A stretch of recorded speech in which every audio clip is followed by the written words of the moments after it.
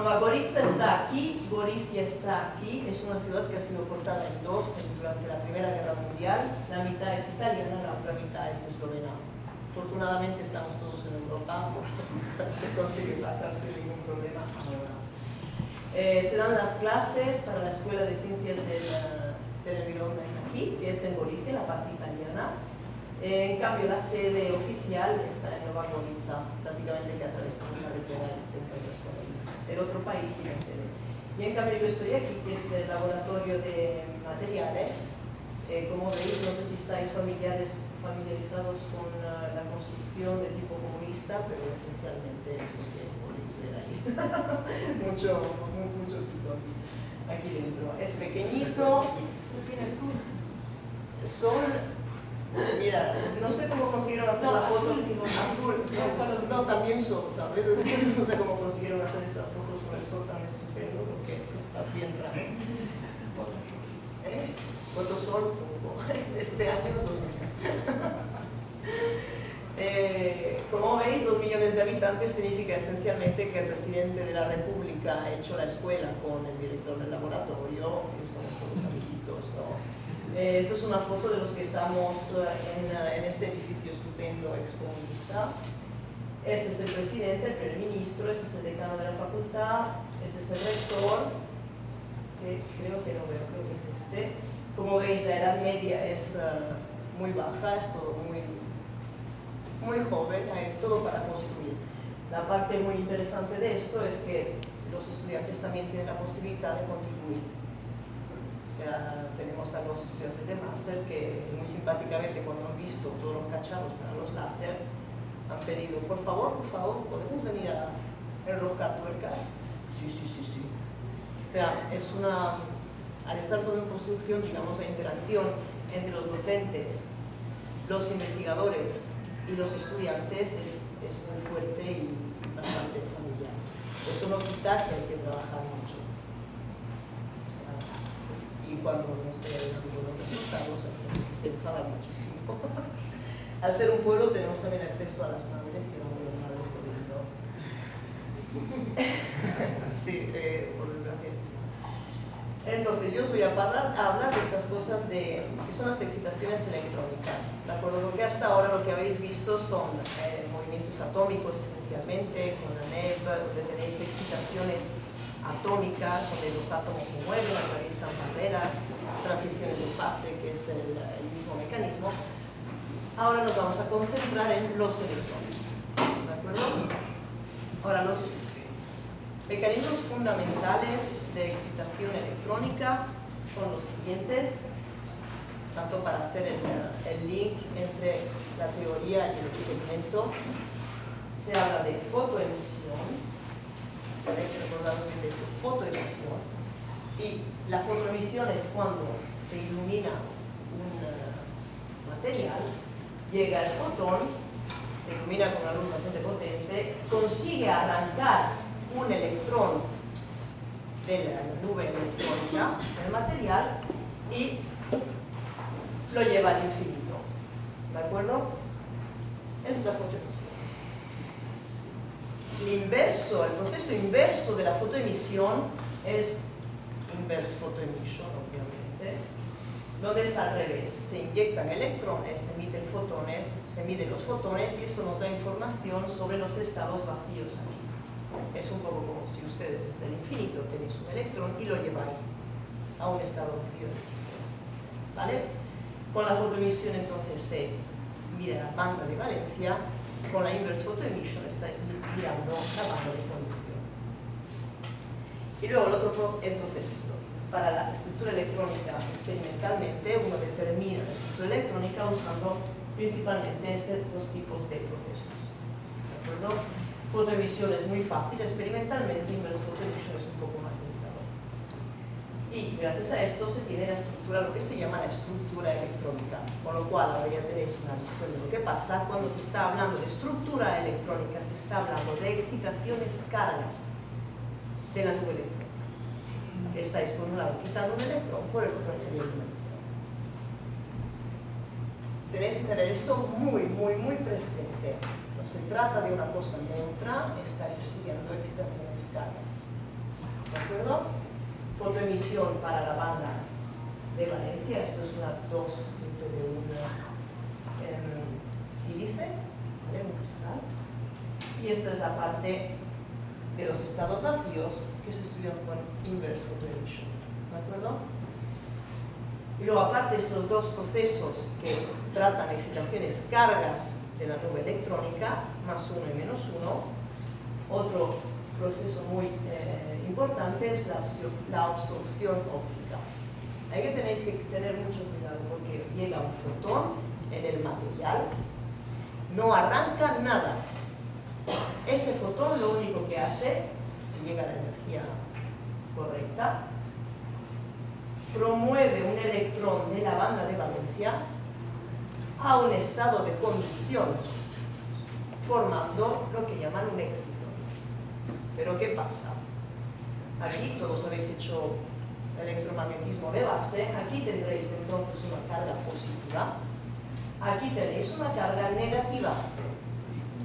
Coulombiano, el Coulomb potential es super longo range, hay una interacción atractiva entre estas dos cargas que es muy importante de modelar si uno está en un sistema donde el coulombiano consigue ver lejos, ¿de acuerdo? Y cuando se trata entonces de absorción óptica son excitaciones neutras. No estáis arrancando nada, estáis promoviendo un electrón de la banda de valencia a la banda de conducción, creando un agujero en valencia, y este agujero y este electrón se consiguen ver a través del potencial coulombiano. ¿De acuerdo? Esas son excitaciones neutras. Y obviamente lo que se mide al final, lo que uno tiene es la parte imaginaria del tensor dieléctrico que da la absorción óptica. ¿De acuerdo? Se da en función de la energía del fotón que llega. Esto es al final del experimento, lo que os muestra lo que también se consigue ver con los cálculos. ¿De acuerdo? La absorción óptica. Vale. Para conseguir llegar a la absorción óptica o fotoemisión, inverse photoemission, es necesario dividir el problema en 3 partes para la absorción y 2 para la fotoemisión y inverse photoemission. Cosa fundamental es que tenéis que tener el estado fundamental de vuestro gas electrónico. ¿De acuerdo? Tenéis que tener absolutamente las propiedades de ground state descritas correctamente. Si no tenéis ni idea de vuestro sistema, cogéis el código yo que sé y lanzáis así y obtenéis un estado de ground state. Los códigos convergen siempre, ¿vale? Son numéricos, se va al mismo. Y ese ground state no corresponde al ground state real. Las propiedades ópticas que obtendréis no valen nada. ¿De acuerdo? O sea, esta parte es fundamental. No podéis partir ahí como en el rally directamente sin saber nada y ir directamente al estado excitado. La primera cosa es que tenéis que tener un control absoluto sobre el ground state. Saber exactamente cómo es vuestro sistema en el estado fundamental. ¿Vale? Tanto atómico como electrónico, pero en este caso la parte electrónica no podéis ser más o menos, no, más o menos no. Tenéis que saber de qué estáis hablando. Porque luego estos fenómenos son fenómenos resonantes, con lo cual un pequeño error en el ground state os puede llevar a cualquier sitio en los estados excitados. ¿No?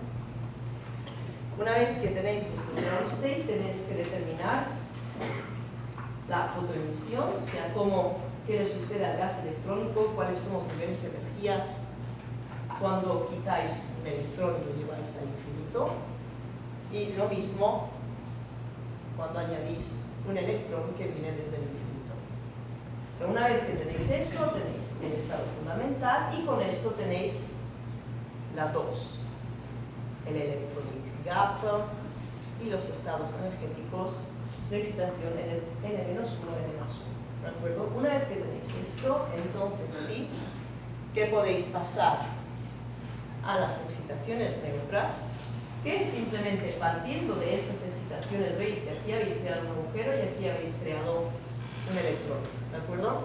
Pero en esta imagen el agujero y el electrón no están interaccionando, ¿de acuerdo? O sea, una vez que vosotros tenéis vuestros n+1 y n-1 excitaciones de vuestro gas electrónico, tenéis, digamos, un sistema en el que la óptica viene descrita sin interacción entre el electrón y el agujero. ¿De acuerdo? Como si no se viera. Y obviamente luego para tener la óptica necesitáis encender la interacción entre el electrón y el agujero. ¿Dónde está la dificultad de todo esto? La dificultad es que no estáis solo tratando con un electrón que va arriba, que va abajo, no estáis con el átomo de hidrógeno donde hay un electrón, no. Estáis en un sistema donde el gas de electrón responde a los movimientos de la carga al interior mismo de él. Hay una polarización, ¿de acuerdo? O sea, no tenéis un electrón, tenéis un montón de electrones. Si quitáis un electrón de vuestro gas electrónico, el gas electrónico se readapta para, ¿cómo se diría? Screen la interacción, apantallar la interacción. ¿De acuerdo? Esos son los efectos de polarización del medio, que son muy importantes. Son cero cuando hay un electrón, porque hay una única pantalla. No si quitas un electrón no lo quiere nadie para apantallar. Pero en el momento que vas hacia sistemas con más y más electrones, los efectos de polarización son más y más importantes. Hasta llegar al extremo, digamos, de reacción infinita, que es la del metal, que consigue apantallar todo lo que cae. ¿De acuerdo? O sea, el extremo de nada, no hay apantallamiento, es el hidrógeno, hay un electrón, y el otro extremo es el metal, donde hay un apantallamiento prácticamente infinito.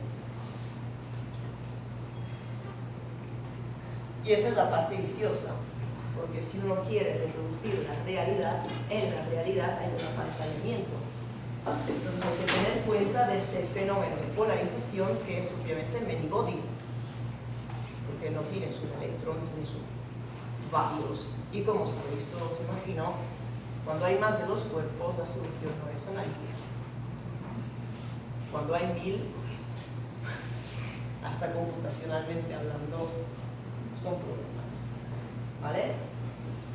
Entonces, con todas estas cosas que os he dado, se calcula en principio el gap electrónico, se calcula muy fácilmente con diferencias de energía total de esta forma.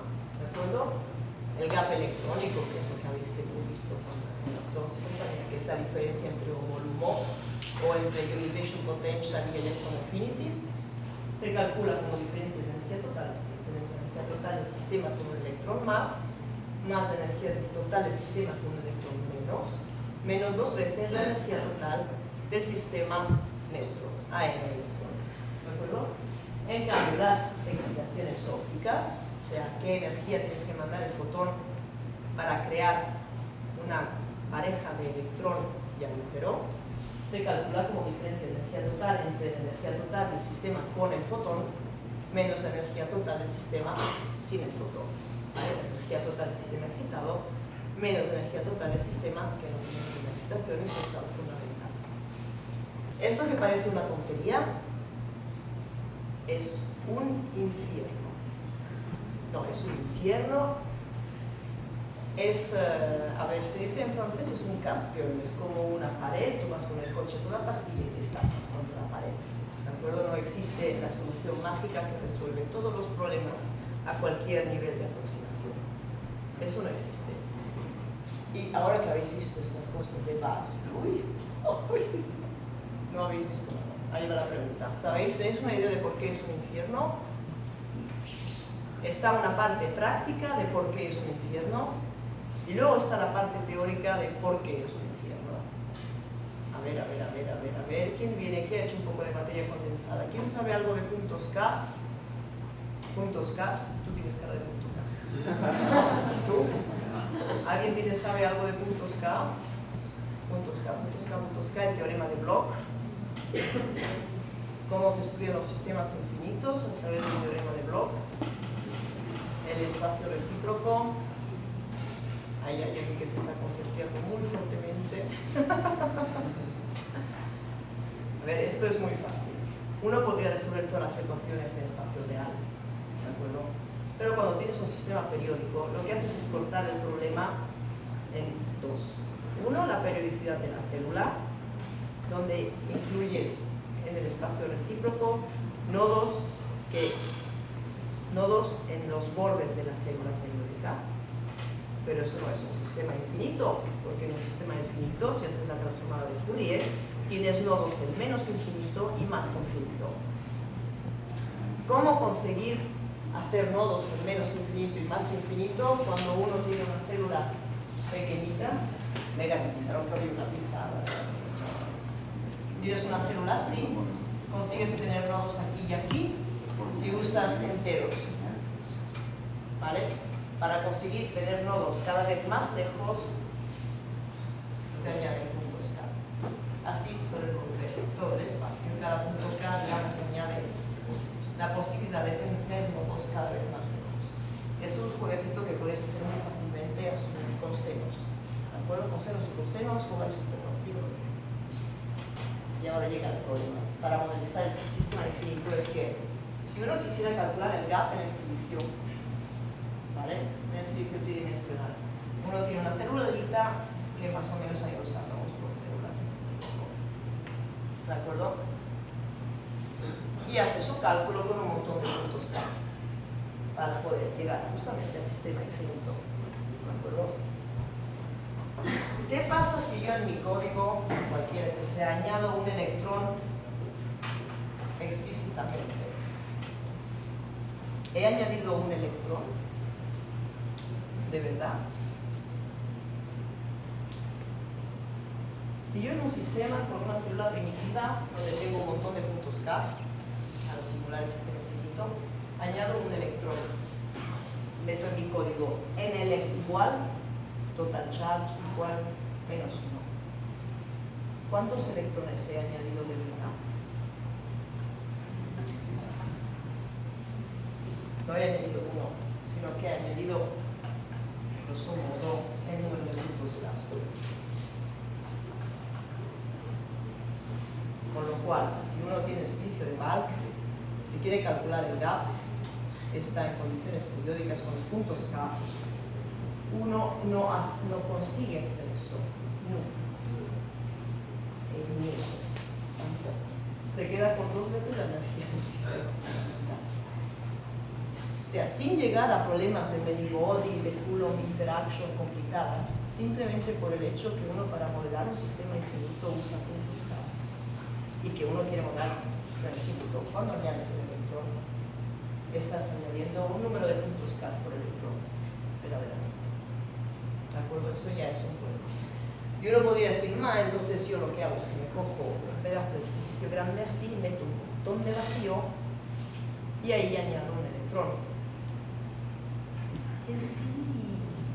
De hecho, los métodos de cuantoquímica más o menos hacen eso. Estás con un clúster, mucho vacío, añades un electrón, garantizas que tienes bastante vacío para que las cargas no se abren entre una célula y sus réplicas y añades efectivamente un electrón. Con los puntos K estás añadiendo un electrón. Pero ahí puedes tener problemas de finite size effects. ¿De acuerdo? Que obviamente no estás modelizando una cosa infinita, en la superficie infinita, estás con un clúster. Y es bastante embarazante en algunos casos, ¿eh? Depende un poco de los estados. Bueno, estos son los problemas simplemente computacionales tontos, ¿de acuerdo? Pero el problema mayor de por qué es verdaderamente un infierno es, como dije antes, porque tenemos un problema de n electrones que están interaccionando a través del potencial colombiano. Es un problema Many-Body. Hay solución analítica 2. Con 1000, podéis imaginar, no es la suma de los subespacios de cada electrón, ¿de acuerdo? Es un producto. O sea, imaginaros el número de variables con el que os encontráis. ¿Cómo resolvéis esta ecuación? Afortunadamente hay diferentes métodos, cada uno afronta, digamos, un problema diferente, la visión también es un poco diferente y se consigue hacer física con las aproximaciones que hay ahora. Una de las más comunes, la habéis visto un montón de veces ahora, es la de Basic Function Theory. ¿Alguno de vosotros me sabe decir por qué, aunque uno tenga la DFT, esto es un infierno? A ver. ¿Cómo me gusta programar tú? ¿Por qué con un código de DFT te viene un asquito el GAP y te viene escrito al cubo las excitaciones ópticas?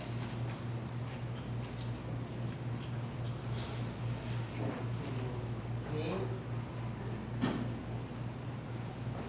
voluntario? ¿Perdón? La forma. No. De 1, 2. La forma de las interacciones. No, será entre 1, entre 2, entre 4, entre 5. No. La DFT, el problema principal de la DFT, ahora os explico básicamente lo que es y luego vuelvo a hacer la pregunta.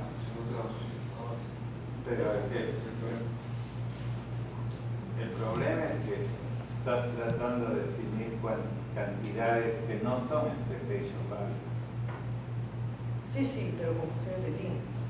Ya, pero igual, o sea, el DFT solo responde a expectation values. El DFT, si uno se pone verdaderamente en la sección súper estricta, o sea, si uno se convierte en un integrista de DFT, la única cosa que dice que es las propiedades del estado fundamental pueden ser exactamente representadas en términos de la densidad del estado fundamental a través de funciones universales, ¿vale?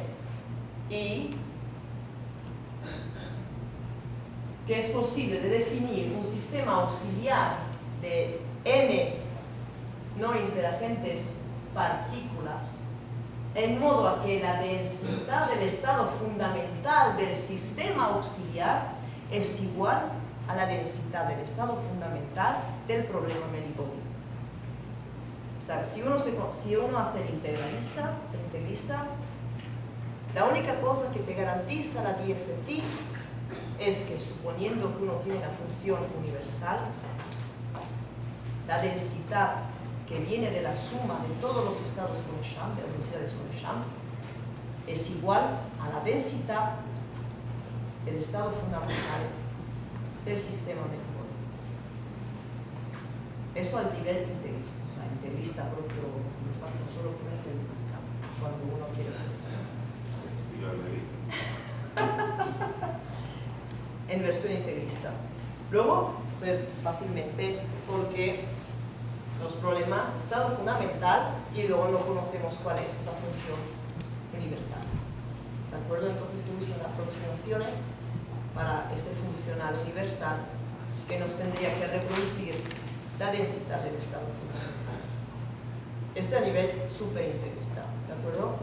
La cosa muy divertida es que se puede usar la DFT un poco fuera de todo este integralismo de la densidad del estado fundamental.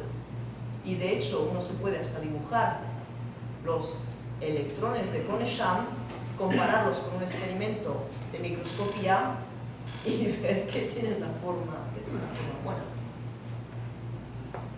Pero eso no es una cuestión, no es la DFT la que te dice y te vendrá bien. No, eso es porque tenemos muchísima suerte y por fortuna la materia, en materia condensada, obviamente no en los sistemas más complicados, es esencialmente mean field. O sea, lo que importa más es tu interacción con el medio, con la cosa media. No importa tantísimo el detalle, ¿de acuerdo? Entonces es muy fácil, yo estoy hablando, no importa tanto cómo es mi relación con Gustavo o con Paula, ahora mismo lo que importa un poco es cómo se mueve la clase con respecto a lo que yo estoy diciendo. Y gracias al hecho de que la materia esencialmente es mean field, la DFT se consigue llevar más allá de los principios fundamentales que la teoría. Pero no fue ella la que estableció que los electrones eran los electrones de Kohn-Sham, ¿de acuerdo? Si uno se pone de integrista, la única cosa que uno sabe, suponiendo que tuviera la funcional universal, es la densidad del estado fundamental. que es un montón, porque cuando es el estado fundamental uno hace un montón de cosas. ¿De acuerdo?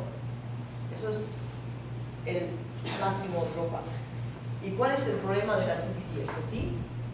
Que se llama Time Dependent Density Functional Theory. Con lo cual lo que se está mirando es qué le pasa al gas electrónico cuando arriba una perturbación. TDD-FT sufre del mismo problema que la TDD porque no se conoce el funcional universal, con lo cual uno está obligado siempre a usar funcionales así. Y luego el problema, que no es tanto un problema, sino que ya está diseñada para eso, es que la TDD-FT os da solo excitaciones neutras, con lo cual, suponiendo que uno tuviera el funcional universal, con la TDD-FT uno consigue tener las excitaciones ópticas, pero uno no consigue modelar fotoemisión y fotoemisión inversa. ¿De acuerdo? Eso tenéis que tener las cosas muy claras sobre dónde os estáis situando y qué experimento queréis reproducir.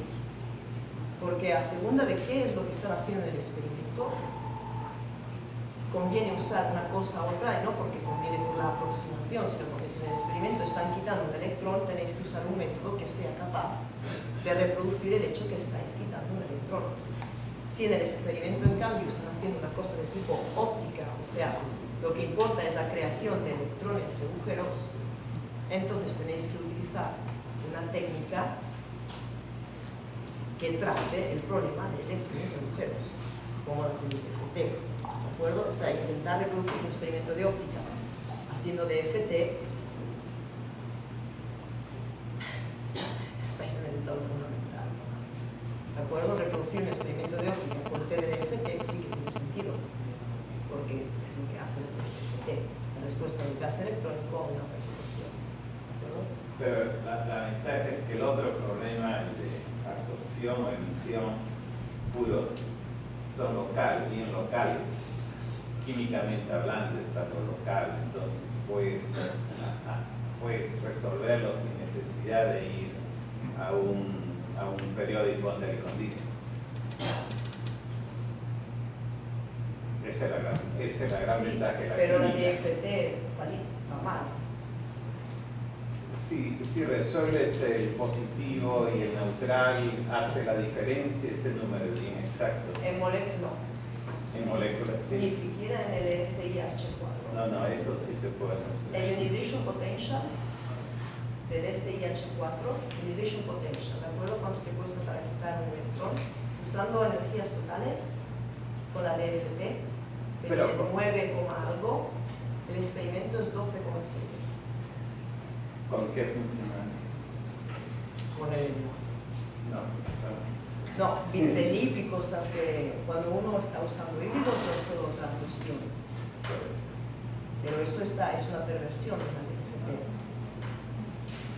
¿De acuerdo? Porque se está refiriendo al hecho de usar, al hecho de usar un funcional que contiene un parámetro que enciende una interacción de Fock. ¿De acuerdo? Entonces, uno con ese parámetro lo puedes aumentar o disminuir a voluntad, es un parámetro más, y te permite de reproducir electron affinities y ionization potential. No te permite de prever porque es un parámetro. ¿Ok? Sí, se usa, los químicos, Bitrelip lo usan como... Sí, lo puedes considerar como el híbrido, como un funcional altamente delocalizado.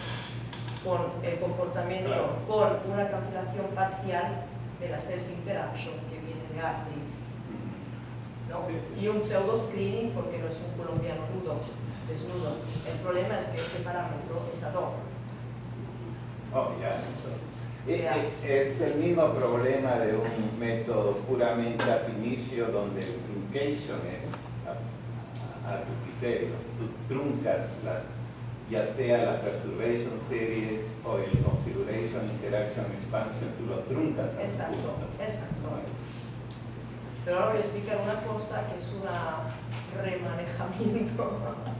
Es una cosa que es, en vez de hacer una serie con el colombiano desnudo, es una serie con el colombiano vestido.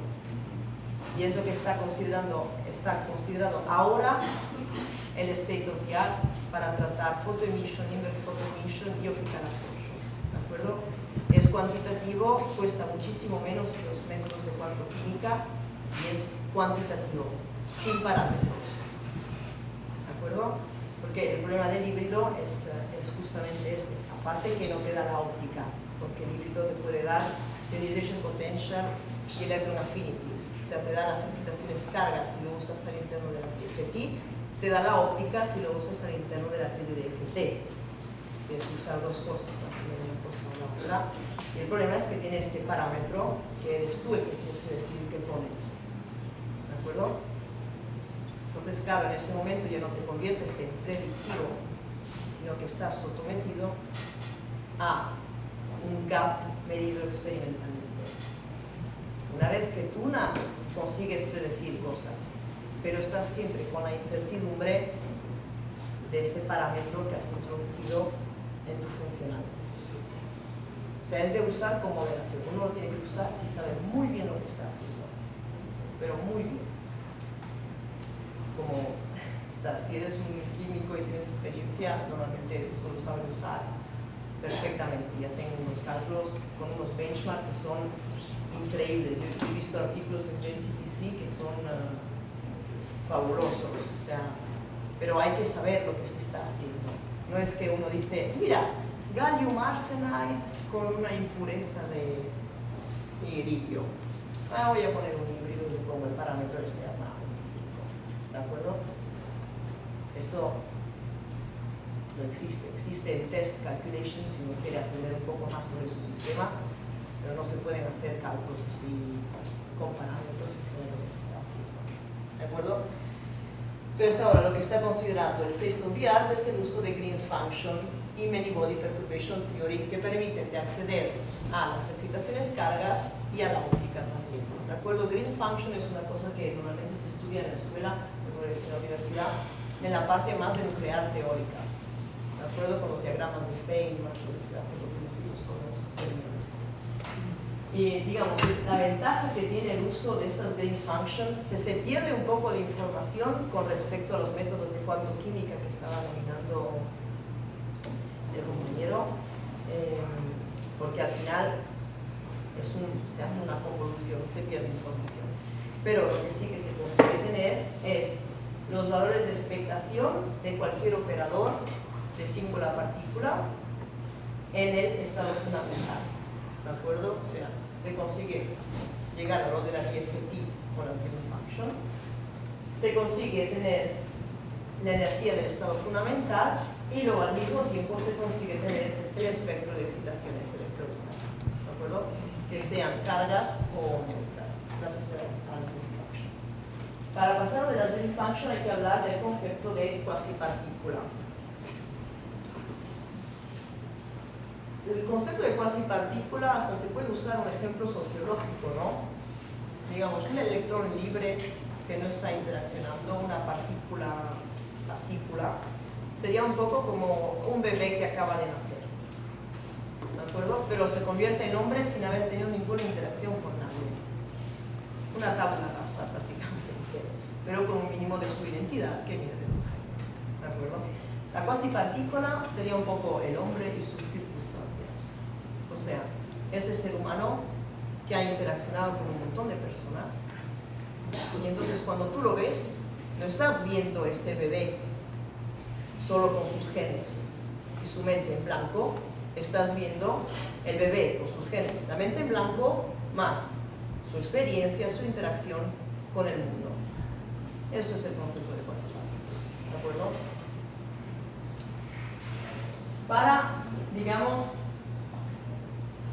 llegar al concepto de cuasipartícula se parte de la Green function del sistema absolutamente libre, o sea, del bebé con los genes y su mente en blanco, y se añade las interacciones.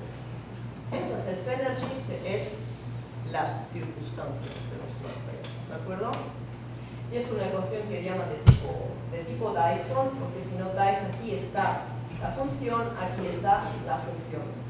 O sea, esto incluye una serie infinita de un tipo de diagramas, ¿vale?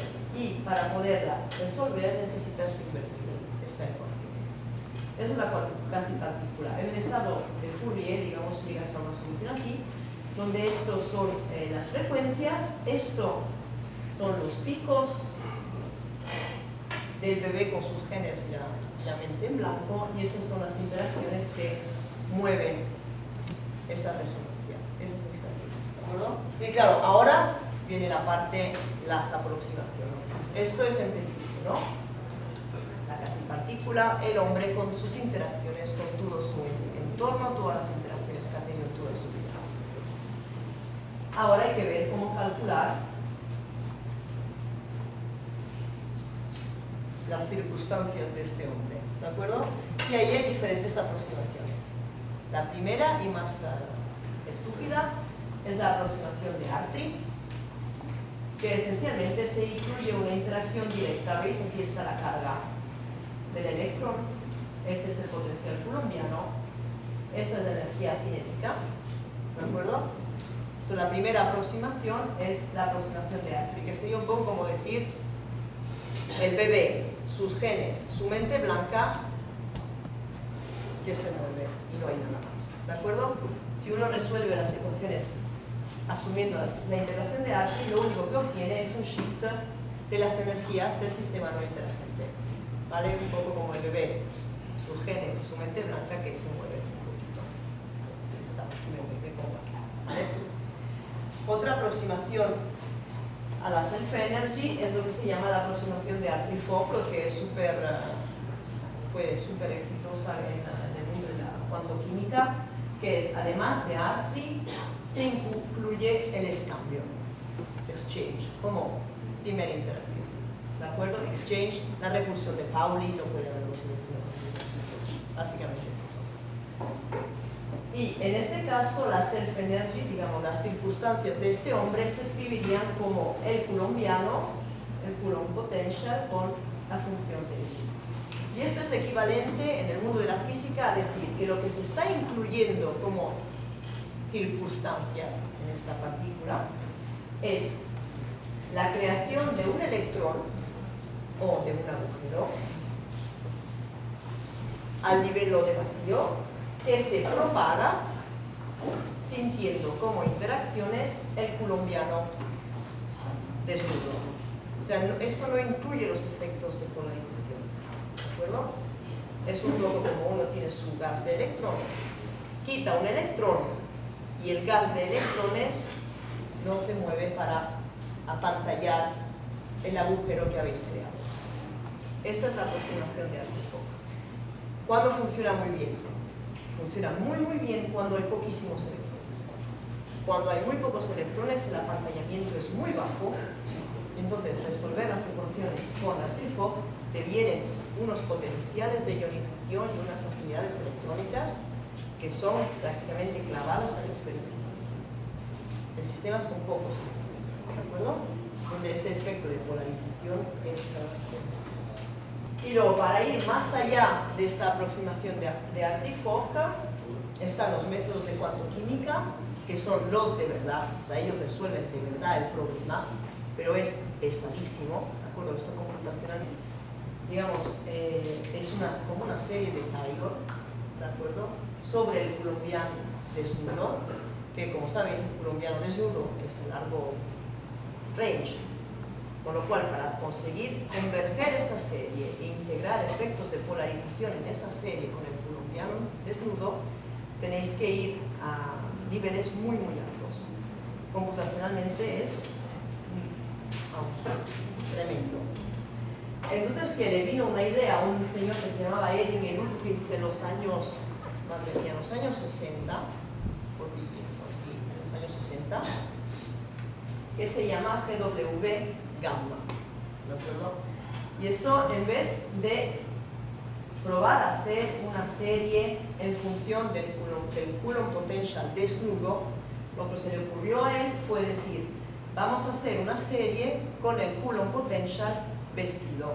O sea, en vez de hacer la serie con V, hagamos la serie con W, que incluye una constante dieléctrica, constante dieléctrica tiene en consideración los efectos de polarización, y esos efectos de polarización los vamos a calcular en modo eficaz. Esas son las ecuaciones del GW gamma.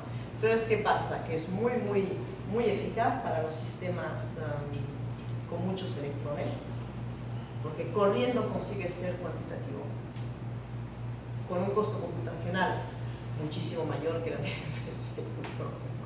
no os hagáis ilusiones, chavales, hay que girar en High Performance Computing, ¿okay? Pero al menos se consigue tener un resultado cuantitativo en un sistema con muchos electrones, cosa que con métodos de cuantoquímica cuesta todavía muchísimo más, ¿de acuerdo? Es una especie de compromiso entre la química cuántica y la DFT. O sea, se aplica diagramática como en química cuántica, pero al mismo tiempo el screening viene introducido de forma eficaz. Un poco como se hace en DFT. Esas son las ecuaciones. Y os digo corriendo, más o menos lo que se reproduce es la respuesta del sistema de electrones que está interaccionando cuando se crean parejas de electrones y de agujeros que interaccionan, ¿de acuerdo? O sea, la respuesta del gas de electrones, esta polarización viene calculada en este modo. Uno crea electrones y agujeros que están interaccionando. Pero el GW gamma, ahora yo lo he visto soluble, lo he visto hacer únicamente en átomos. O sea, porque es átomos y moleculitas, pero ridículas, prácticamente del orden de lo que se hace en cuanto química.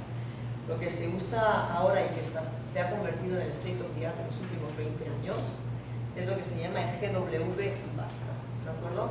Donde asumes que el vértice, las interacciones entre este electrón y agujero son nulas, resuelves lo que dicen las ecuaciones en la random phase approximation y lo que calculas como polarización es respuesta del gas de electrones cuando creas parejas de electrones y de agujeros, pero que no interaccionan entre ellos. ¿De acuerdo? Y eso se llama la GW aproximación. Las ecuaciones se convierten en esto mucho más simples y lo que se está modelando es la creación de un electrón. O sea, cuando uno añade un electrón al sistema o crea un agujero en el sistema, considerando el facto que el mar de electrones reacciona a este cambio de carga con una polarización que viene calculada asumiendo que los electrones y los agujeros no interaccionan. ¿De acuerdo? Si uno mira atentamente las ecuaciones, son idénticas a las ecuaciones de Artico, con la diferencia que las circunstancias de nuestro electrón no son circunstancias desnudas con un coulombiano desnudo, sino que el coulombiano ya tiene dentro efectos de polarización a través de una constante dieléctrica calculada en la random phase approximation. ¿De acuerdo? Ahora os he contado entonces cuál es el estado del arte para obtener esto. Y tanto para daros un ejemplo, funciona también que uno es cuantitativo. Funciona también que cuando uno hace el cálculo correctamente, con todas las convergencias, con un sistema, con un ground state sensato, y lo que uno obtiene es a más de un electron volt de lo que mide el experimento, uno puede decir muy tranquilamente que en el experimento no tienen el sistema que uno ha calculado. ¿De acuerdo? Este es el nivel de aproximación, el cual te da una tranquilidad bastante grande. ¿De acuerdo? Por ejemplo, el gap del sílice en DFT viene un 5,5 electron volts. Con este tipo, experimentalmente, el valor más atendible está en torno a 9,6 electron volts. Cuando uno hace este cálculo en un modelo de sílica correcto, le viene en torno a 9,5. ¿Vale? O sea, este es el nivel de teoría. Si en cambio con la teoría hubiéramos obtenido un valor de 7 electron volt, el problema era en las posiciones atómicas, ¿vale? O en el lado de la teoría o en el lado de la teoría, pero desde luego no en la parte teórica de la aproximación. O sea, este es el nivel que te deja por todos los benchmarks que se han hecho hasta ahora. la precisión mayor de la técnica, digamos, comprendido todos los pequeños tricks para tratar el Coulomb potential, o sea, complexivamente esa técnica normalmente se queda en torno a 0,4 electronvolt de una medida perfecta experimental. ¿De acuerdo? O sea, la precisión complexiva de la técnica es porque no está solo la parte de GW, sino que cuando lo programas en el software hay toda una serie de problemáticas que tienen que estar tratados. Y más o menos comprensivamente es esa la precisión. Pero esto no basta, porque con esto tenemos solo fotoemisión y fotoemisión inversa. Ahora, ¿qué ocurre? Si uno quisiera tratar las oscilaciones ópticas, lo que tiene que hacer es que este agujero y ese electrón considerar la interacción entre el agujero y el electrón. Y para eso lo que se hace es que se resuelve la ecuación de la Bethe-Salpeter. Se parte de una polarizabilidad, pero que ahora, en vez de ser simplemente una bolita, ¿de acuerdo? Donde había 2 puntos, ahora hay 4 puntos. O sea, cada punto de esto contiene X, Y, Z, spin y tiempo. Puedes imaginar, son 5 por 4, son 20. Se parte de una polarización así, se introduce una interacción. Y uno dice, ¿cómo vas a introducir la interacción? Pues muy fácil. Uno ya se ha calculado cómo reacciona. El gas de electrones cuando se crea y se destruye electrones, ¿de acuerdo? Uno ya tiene la polarización. Ya tenéis el potencial de screening. Ya tenéis el potencial de apantallamiento. Pues lo más natural es decir, vale, yo he creado un agujero y un electrón, van a interaccionar a través del coulombiano desnudo, no, van a interaccionar a través del coulombiano apantallado, porque uno está creando electrones y agujeros dentro de ese gas electrónico. O sea, facilísimo, un infierno de cosas, ¿de acuerdo? Pero conceptualmente es fácil. Y aquí está el potencial de apantallamiento, ¿de acuerdo? Luego se pasa a la base de los estados, un infierno, compare de nuevo una ecuación de tipo Dyson, de estas que son una infinita suma de diagramas de un cierto tipo. Habría que invertir esta ecuación, pero sabéis que todas las inversiones se pueden transformar en una ecuación de diagonalizar. Entonces, al final de todo un proceso horrible, os garantizo que es horrible, se consigue definir una ecuación a diagonalizar donde hay una newtoniana eficaz de 2 partículas. Estos son los autovectores y estas son las energías. ¿De acuerdo? Al final tenemos esta newtoniana de 2 partículas, se escribe así, donde cada N1, N1', N2, N2' es para cada estado electrónico ocupado o vacío. Esto son las energías de transición entre N+1 y N-1 del gas electrónico. La primera, esto sería el gap, y aquí están los efectos de interacción entre el electrón y el agujero. Si uno elimina esto, o sea, no lo considera en su cálculo, al final lo único que tiene son diferencia de energías que vienen del cálculo previo de fotoemisión y fotoemisión invertida, ¿de acuerdo? Y estos tiene solo free electron volteos. Pregunta a 20 céntimos. No los tengo. Pregunta a un café gratis. ¿Cuándo el hecho de olvidarnos de este término no será una aproximación tan mala? O sea, ¿cuándo el hecho de no poner esto reproducirá energías que son bastante decentes? ¿Cuándo? A ver, usted. Estamos creando electrones y agujeros en un gas de electrón. ¿Eh?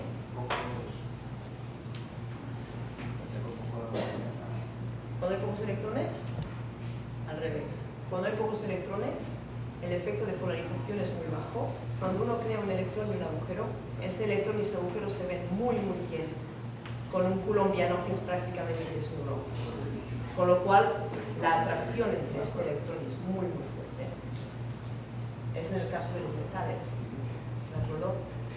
Que creas el electrón, creas el agujero, por lo tanto se acomoda corriendo el gas de electrones y ya no se están dividiendo, ¿de acuerdo? O sea, cuando más un sistema es semiconductor, mejor viene el gap óptico y el gap electrónico, se convierten en indistinguibles, ¿de acuerdo? Menos este efecto de binding energy entre este electrón y este agujero es importante. Con la ecuación de la Bethe-Salpeter, como dije, aquí tenemos las excitaciones energéticas, que sería a qué energía tenemos que mandar el fotón para que haya absorbimiento, ¿de acuerdo? Que, por ejemplo, os permite una vez resuelto el problema de fotoemisión y de fotoemisión inversa, y de haber resuelto la Bethe-Salpeter, os permite construir diagramas de este tipo, donde tenéis la diferencia de energía entre la fotoemisión y la fotoemisión inversa, os da el free electron hole gap, que es también llamado el gap eléctrico, que es muchas veces en los artículos más viejos llamado simplemente gap, que esas medidas venían de medidas de semiconductores, donde el gap óptico y el gap eléctrico era prácticamente igual, y entonces no se distinguían, ¿de acuerdo? Esto significa que si uno tiene parejas de electrones y de agujeros a esta energía, no están legados, son free carriers, ¿de acuerdo? Simplemente están libres. En cambio, si uno tiene estados de electrón y agujeros a estas energías, se dice que son bound excitons, el electrón y el agujero se ven muy bien, crean esta parejita juntos y hace falta una cierta energía para poderlos separar, ¿de acuerdo? Y claro está, esta energía de excitación, la primera, más baja, es la que te da el absorption edge para un experimento óptico, ¿ok? Cuanto más aislante es un sistema, digamos, menos son importantes los efectos de polarización, más bien se ven estos electrones y estos agujeros, con lo cual más diferencia hay entre el gap eléctrico y el gap óptico, lo que significa que si uno ilumina su sistema con la luz, crea estos electrones y agujeros, habrá un montón de electrones y agujeros que están muy legados entre ellos y pueden estar tan legados a provocar hasta una distorsión de los átomos, que son lo que se llaman los self-entrapped excitons. Bueno, pues, la energía entre los dos están tan enganchados así que lo que pasa experimentalmente es que lo iluminas y si dejas un poco de tiempo creas estos agujeros que doblan los iones y hacen cambiar de estructura el material. ¿De acuerdo? Nada, luego para los químicos una importante magnitud también, obviamente este electrón y este agujero tienen un spin y se pueden acoplar o con spin 0 o con spin 1. Spin 0, ¿de acuerdo? Y en el mundo de los químicos esta medida de exchange energy la consiguen medir con experimentos y nada, y consigues validar un poco tus aproximaciones en este sitio. Para daros una idea, de esto os hablaré el viernes con detalle de este sistema, ¿de acuerdo? Pero hicimos los cálculos de absorbimiento óptico, todo, el GW, en la Bethe-Salpeter, y por ejemplo encuentras los valores del primer exciton, está a 3.6 para este sistema, 3.5 para este, 3.3 para este. ¿Veis? Este es muy interesante porque si notáis la excitación, la energía de excitación cada vez es más baja, ¿no? Y uno dice, jolines, pero si cada vez hay más electrones, ¿qué es lo que pasa? En general el efecto de polarización cada vez es más grande, se está convirtiendo cada vez en un semiconductor mejor, ¿de acuerdo? Y uno consigue ver pues este tipo de cosas. Y luego, los autovectores de la Bethe-Salpeter tienen 6 dimensiones, porque hay 3 coordenadas para el electrón, 3 coordenadas para el agujero. Son 6 dimensionales. Entonces esto te permite de saber espacialmente dónde está localizado este excitón, que eso puede ser muy importante, por ejemplo, para las aplicaciones en Light Emitting Diode, donde uno está inyectando electrones por un lado, inyectando agujeros por el otro. Entonces lo que uno quisiera es que cuando se dibuja esta función cisdimensional, la probabilidad mayor de encontrar el electrón esté en un sitio y la probabilidad mayor de encontrar el agujero esté en otro. Eso lo llaman los charge transfer. Porque en ese momento sabes que este proceso será un poco más eficaz. En principio. Bueno, más o menos se ve una cosa así. Esta es donde se sitúa, concentró el electrón, cuando la probabilidad de encontrar el agujero mayor es aquí.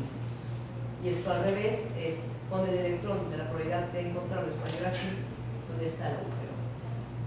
Por desgracia hay una pixelización muy grande y la precisión es baja porque hicimos un mesh bastante largo, pero os da una idea un poco del tipo de información que se consigue encontrar.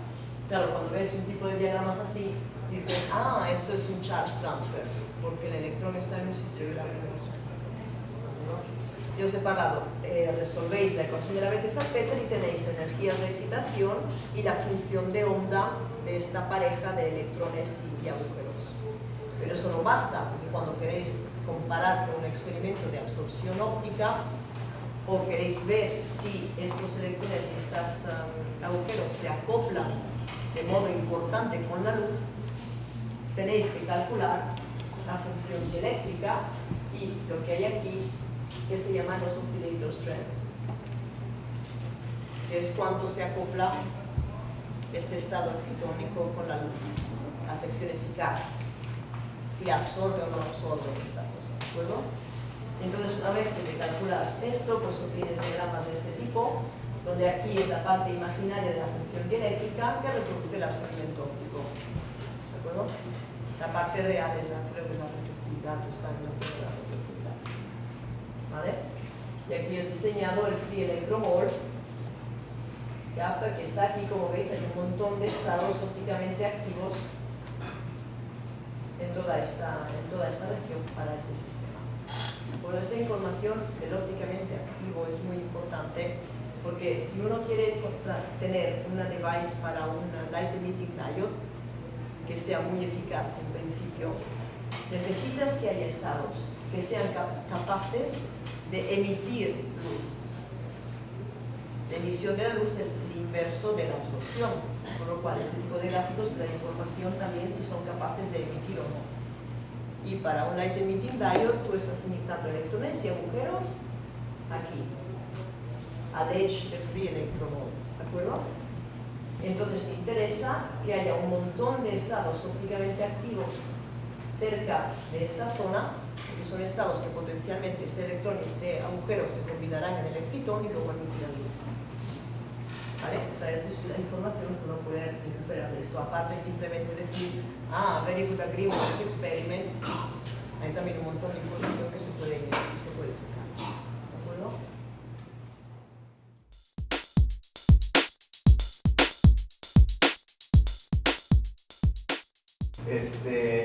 Ahora, todos esos proyectos de Molecular Electronics se convirtieron en nanosensors, ¿no? Usar las mismas técnicas para hacer nanosensor. Entonces la idea principal es que si logran, ¿cómo se dice?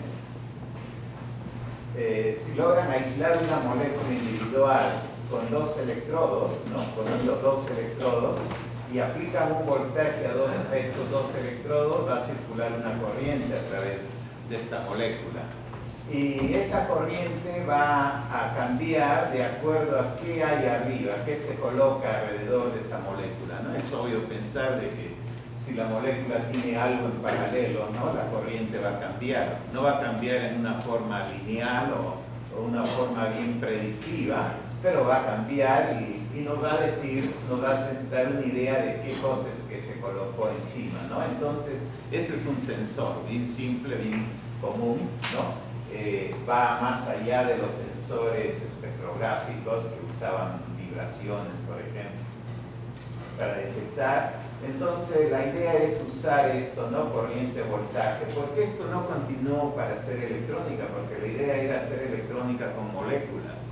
El problema es que un electrón que llega a una molécula prácticamente te cambia la molécula totalmente, ¿no? O sea, una molécula negativa es bien diferente a la molécula neutral, químicamente hablando. Entonces, era difícil pensar en eso, ¿no? Entonces, se pensó que en este caso hacer sensores es algo más simple, pero de todas maneras se queda pendiente toda la electrónica molecular que va a ser necesaria luego, porque además de sensar aquí, es necesario que este sensor se comunique, ¿no? Que mande una señal. Y es necesario que tome medidas de control, ¿no? Por ejemplo, qué hacer con esta molécula que capturó, por ejemplo, ¿no? Cambiarla, transformarla, destruirla, etcétera, etcétera, ¿no? Y esto también tiene aplicaciones en medicina, la detección, por ejemplo, de agentes biológicos. A VITRA, una agencia de defensa de Estados Unidos, le interesó mucho detectar agentes biológicos también, ¿no? Entonces la técnica más o menos es la misma. Todo lo que va a cambiar es qué molécula colocamos aquí como sustrato para ser capaz de atrapar a las moléculas que queremos detectar, ¿no? Estoy llamando molécula en general, ¿no? A un clúster, un cúmulo, una molécula, un complejo, cualquier grupo de átomos, ¿no? Una definición más extensa de molécula, ¿no? Que no tiene una definición precisa de todas maneras. Bueno, entonces nos tomó unos cuantos años desarrollar un programa que sea capaz de calcular esa corriente, ¿no? Cuando uno le aplica un voltaje a una molécula. El problema se complica por los electrodos, porque los electrodos normalmente están todos sucios, tienen átomos adicionales. Suponemos aquí que estos son electrodos de oro que son bien usados en nanotecnología. Entonces, el problema es de que no sabemos qué hay por acá, la forma de estos electrodos. Normalmente esos electrodos son un nanoalambre que es roto, calado, ¿no? Es lo que se llaman el break-fun junction, ¿no? Entonces ahí se atrapa la molécula y se puede aplicar voltaje y medir esto, ¿no? Hace más o menos 12, 13 años se logró hacer este experimento por primera vez, ¿no? Y creo que en todo este tiempo solo se han logrado hacer 4 o 5 experimentos, ¿no? No es algo muy sencillo, ¿no? Calcular esa molécula. Bueno, entonces no teníamos nada para calcular esa corriente, entonces ese fue el programa que se desarrolló. Afortunadamente los 6 speakers hasta ahora ya dijeron las teorías en que se basa esto, y últimamente ya habló Laila sobre green functions, creo que ya se fue. ¿No? Ok, ya, o sea, he estado eliminando slide por slide porque cada uno ya habló sobre estas cosas, y dije, bueno, al menos voy a dejar para tener algo de formalismo, ¿no? Pero este es un formalismo, está un poco hecho para que se entienda rápidamente, ¿no? El hamiltoniano es dividido en 3 partes en este caso, un electrodo aquí, la molécula aquí y el otro electrodo acá. Entonces tenemos eso, el hamiltoniano está dividido, se aplica aquí en esta ecuación general, bueno, y se resuelve, la transferencia de electrones se resuelve con el método de las funciones de Green, ¿no? Y el formalismo nos lleva a algo, a calcular, por ejemplo, la densidad de estados, ¿no? Aquí tenemos, bueno, tenemos todo lo que ya hemos visto hasta ahora. Esta densidad de estados es calculada no como hacen muchos, ¿no? Colocando los orbitales uno detrás de otro y aplicando luego una lorentziana, una gaussiana. Estos son calculados como deben calcularse, ¿no? Pero también los podemos calcular de otra forma. Así que esto nos permite calcular la corriente como una probabilidad, una suma de las probabilidades del electron transfer, ¿no? Sobre una barrera. La barrera en este caso es la molécula, ¿no? El problema, como les digo, se complica porque la molécula normalmente está atachada, no sé si la palabra es correcta, a los terminales de oro, ¿no? O sea, está químicamente enlazada. Otra cantidad que usamos son los potenciales moleculares. Los potenciales electrostáticos moleculares que se obtienen directamente y están bien definidos. Es el potencial producido en un punto dado, en cualquier punto alrededor de una molécula. es el potencial por los iones, ¿no? Por los núcleos, y el potencial de la densidad producido por los electrones. La densidad se obtiene directamente de la función de onda, ¿no? Es no es problema. Y bueno, la posición de los electrones viene de todo el cálculo ab initio de la molécula, ¿no? En este caso, un ejemplo típico del agua, ¿no? Donde sabemos de que el potencial es negativo en el lado del oxígeno, es positivo en el lado de los hidrógenos. Así que la escala de colores es más o menos la escala del arco iris. Rojo es el más negativo y el azul, bueno, en lugar del violeta, porque el violeta se confunde con el rojo a veces, ¿no? Es el más positivo, el azul, ¿no? Entonces ese es el arreglo, ¿no? Bueno, esta es la metodología más o menos que seguimos cuando tenemos un sistema y queremos calcular las IV, o sea, corriente, voltaje, características, ¿no? Las características de voltaje versus corriente, ¿no? Se hace de esta manera, se optimiza la geometría usando normalmente DFT, no está limitado a DFT, se puede usar en realidad cualquier método, ¿no? Pero bueno, es lo que usamos nosotros, ¿no? Luego aplicamos un campo externo, porque para aplicar el voltaje hay que aplicar a este señor un campo externo, y ese campo externo ciertamente va a modificar, va a polarizar la molécula, entonces eso se tiene en cuenta en el hamiltoniano. Bueno, estas son las autoenergías que ya fueron explicadas. Entonces, de aquí prácticamente del cálculo ab inicio extraemos el hamiltoniano y las matrices de overlap, porque como ustedes saben, en estos cálculos que son localizados, ¿no? Los basis sets no son ortogonales, ¿no? Los basis sets atómicos obtienen su overlap, ¿no? Y es la única forma en que puedan usarse también, porque de lo contrario no podemos obtener ningún enlace químico, ¿no? Y luego tenemos el DOS, ¿no? Bueno, el DOS es entrado, ¿no? O sea, inicialmente entramos en el bulk, ¿no? Del DOS, que fue calculado usando periódico de Mondicius, ¿no? El programa que usamos, por ejemplo, es Cristal para y el programa para el ab inicio es el Gaussian, ¿no? Y el programa que hemos hecho nosotros le llamamos GENIC, ¿no? Es un programa generalizado para obtener corriente voltaje, ¿no? Y nos permite calcular eso, ¿no? Entonces, básicamente esto, el último, o sea, uno de los últimos proyectos que tenemos es con el Argonne National Lab, ¿no? El laboratorio está interesado en la detección de uranio y plutonio por muchas razones, ¿no? Este es de reporte realmente que ellos admitieron al Argonne, ¿no? Es una combinación de experimentos. Tengo un alumno, por ejemplo, construyendo este sensor allá en los laboratorios de Argonne, y la razón por la que tiene que ir allá es porque es bien difícil trabajar en la universidad con sustancias radioactivas, ¿no? Ellos tienen todas las licencias para eso, ¿no? Entonces nosotros nos encargamos de la teoría, del modeling. Es un poquito diferente el análisis del modeling, ¿no?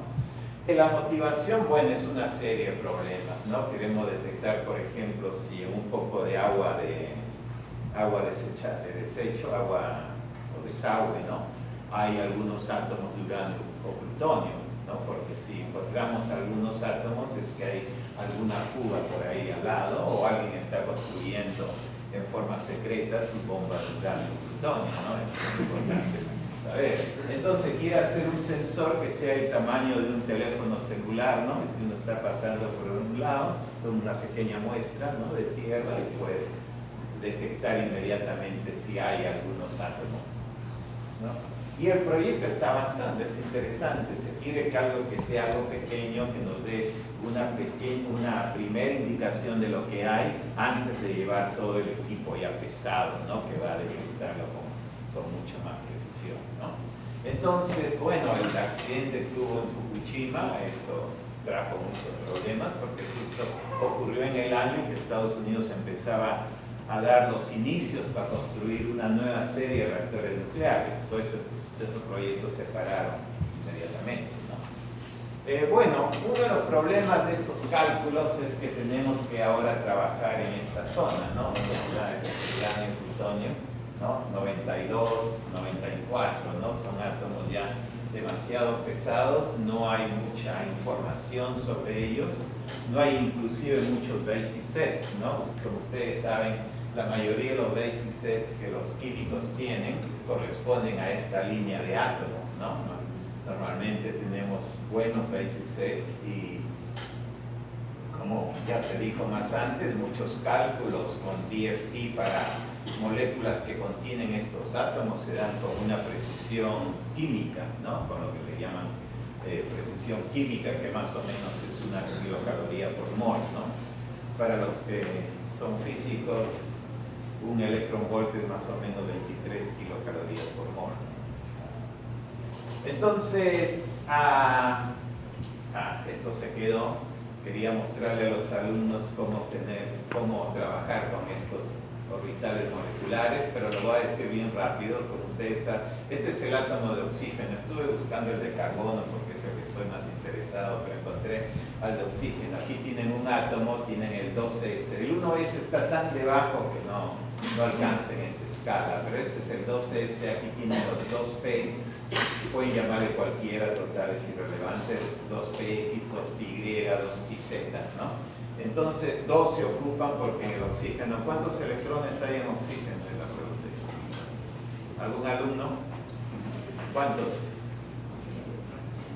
¿5? ¿6? ¿Cuántos electrones en el átomo de oxígeno? 6. ¿Quién da más? 8 electrones, ¿no? Entonces 2 están en el 1s, 2 más están aquí en el 2s y 4 más están en los p, en los 2p, ¿no? Por eso es 1s2, 2p2, 1s2, 2s2, 2p4, ¿no? Ese es el átomo de oxígeno. Interesante, si ustedes analizan el átomo de oxígeno, es un triple. ¿Qué significa que es un triple? Triplete, ¿sí? Que tiene 3 posibilidades de spin, ¿no? Eso quiere decir que el spin es ¿cuánto? El total spin del oxígeno es 1, ¿no? Un medio más un medio, ¿no? Y por eso la multiplicidad es 2s más 1, que es 3, ¿no? Entonces aquí tienen pues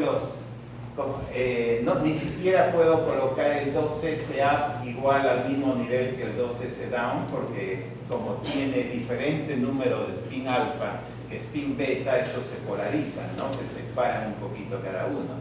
Entonces aquí tenemos 1, 2, 3, 4, 2 más aquí 6 y 2 están en el 1s, que están bien debajo, ¿okay? Químicamente, ¿no? Porque tenemos 2 de estos átomos que van a combinar sus orbitales para producir estos de acá. Solo quiero decirles que es un sigma y que es un pi, que ya lo deben saber, pero bueno, gastemos un poquito de tiempo en eso. Total, el almuerzo no está listo. El 2s forma un orbital 2s de un átomo más el 2s del otro átomo, forma un orbital sigma, que es mucho más estable, por eso que se va más abajo, y el 2s de uno menos el 2s del otro forma el otro, que es ortogonal, ¿no? Significa que el producto de estos dos, integrado en todo el espacio, debe dar 0, ¿no? No importa mucho si el verde es lo positivo y el rojo es lo negativo. Si hacen el producto de este con este, les va a dar 0, porque negativo con positivo y positivo con positivo, la sumen los dos a 0, ¿no? Entonces a este se le llama sigma porque es, si lo ven desde este costado, por ejemplo, se ve como un S, ¿no? Y en griego la S es la sigma, ¿no? Por eso le llaman sigma. Y este se le llama sigma star o sigma porque es el antibonding. Como ven, la densidad prácticamente va a 0 en el medio del bond, ¿no? Entonces si un electrón de aquí se pasa acá, o sea, es excitado al antibonding, la molécula trata de disociarse, ¿no? Porque está tratando de eliminar la densidad en el centro del bond, ¿no? Cuando combinan los P, los orbitales P se complica un poquito más, como le digo, porque ahora tienen Si combinan dos de estos, que están así horizontales, estamos asumiendo que la molécula está en esta dirección. Entonces, si combinan este con otro de esos, con otro igual, les da este de aquí, ¿no? Que es un bonding, se van a dar cuenta por qué. Y si combinan, el otro desapareció, está aquí, ¿no? El antibonding se va bien arriba, ¿no? Es bien inestable. ¿Por qué? Porque este rompería la molécula definitivamente, este no. Y bueno, si combinan los que están ahora perpendiculares a estos oxígenos, ¿no? Que sería uno que está en el plano vertical aquí y el otro que está entrando en el plano, ¿no? Aquí los tenemos, estos son los que están en el plano, aquí, los pi o los pi, y los que están perpendicular a estos los pi, ¿no? Hay dos pares de estos, ¿no? Y bueno, y luego los que están arriba serían hechos con las me daría este de acá, y este de acá menos uno igualito, pero invertido, me da el de acá, ¿no? Entonces tengo estos dos que son antibonding y estos son los pi bonding. Entonces se dan cuenta la diferencia, este es un sigma, porque también si lo miran desde acá, va a parecerse como un S, ¿no? Como algo como esto, ¿no? Entonces por eso se le llama sigma. En cambio, si este lo miran desde aquí, ¿no? Va a parecer como un 8, o sea, se va a parecer a uno de estos, a un pi. Como este es un pi, este se convierte en un pi, ¿no? En una molécula, ¿no? Esa es la nomenclatura más o menos ahí rápidamente. Y estos de acá se ven igual, pero esto tiene solamente un 0 en el centro y estos tienen en el bond y estos tienen doble 0, ¿no? O sea, estos son más disociativos, son disociativos, digamos, ¿no? Entonces, bueno, ya sabemos hacer acuerdo al principio este llenado de orbitales. Ahora tenemos, ¿cuántos electrones hay en la molécula de oxígeno? 16. Pero hay 4 en los 1s, las combinaciones de 1s, y nos quedan 12, ¿no? Los otros 12 van a llenar el sigma de acá, van a llenar el sigma star de aquí, porque como se dice, hay un split aquí entre un orbital de bonded y el antibonding, ¿no? Entonces tenemos aquí el sigma. Ahora tenemos el sigma, que es parecido a pero que viene de los pis, ¿no? También aquí tenemos de que los dos se llenan, pero los pi solamente nos quedan 2 electrones aquí. Perdón, no, estos también se llenan, perdón. Los pi de acá se llenan con los down pi, con los up pi se llenan igualmente, o sea, hasta aquí todo está lleno, ¿no? Entonces hasta aquí tenemos 3, 6, 8, 10 y 4 abajo 14, nos quedan 2 electrones sobrantes. Esos 2 van a tener que ir a los antibonding porque ya no hay más sitios, todos los bonding ya están ocupados. Entonces aquí podrían decir que el oxígeno tiene 3 bonds, es un triple bond, hasta este momento, ¿no? Aquí 3 bonds porque este es bonding, bonding y bonding. Este también es bonding, pero este es antibonding, podemos decir que se cancelan, ¿no? Aquí tenemos 3 bonds, 1, 2, 3, pero acá tenemos estos dos, como ustedes ven, estos dos son idénticos, tienen la misma energía. Entonces, van a decir, bueno, yo me quiero ir a y el otro se quieren estar separados, quieren estar juntos, ¿no? Entonces, de todas maneras, tenemos 2 electrones en algo que es bonding. Entonces, esto equivale como a un antibonding y elimina uno de estos 3. Por eso decimos que el oxígeno es un doble bond, ¿no? Esa es la idea. Y además, es también un triple, ¿no? Es algo que se descubrió recién hace poco haciendo este tipo de cálculos, ¿no? Entonces es un triple porque tiene 2 ampareados, ¿no? Que tiene cada uno spin 1 medio, del total spin es 1, la multiplicidad es 3, ¿no? ¿Por qué? Porque los dos pueden estar up, los dos pueden estar down, o uno puede estar up y el otro puede estar down, ¿no? O sea que es así como, bueno, la mayoría de los químicos trabajan, ¿no? Así pueden determinar muchas propiedades. Si queremos complicarle la vida, bueno, este va a ser un ejercicio para la casa, ¿no? Hagan esto y mañana les doy la respuesta. Ok, entonces, yendo a los átomos de uranio y plutonio, empezamos primero con plutonio y, bueno, ¿qué hacemos? ¿Qué escogemos? Tratemos un montón de siempre hay la historia que DFT no trabaja muy bien, etcétera, etcétera. Entonces tratamos Couple Cluster Single, Double, Triple Excitations, ¿no?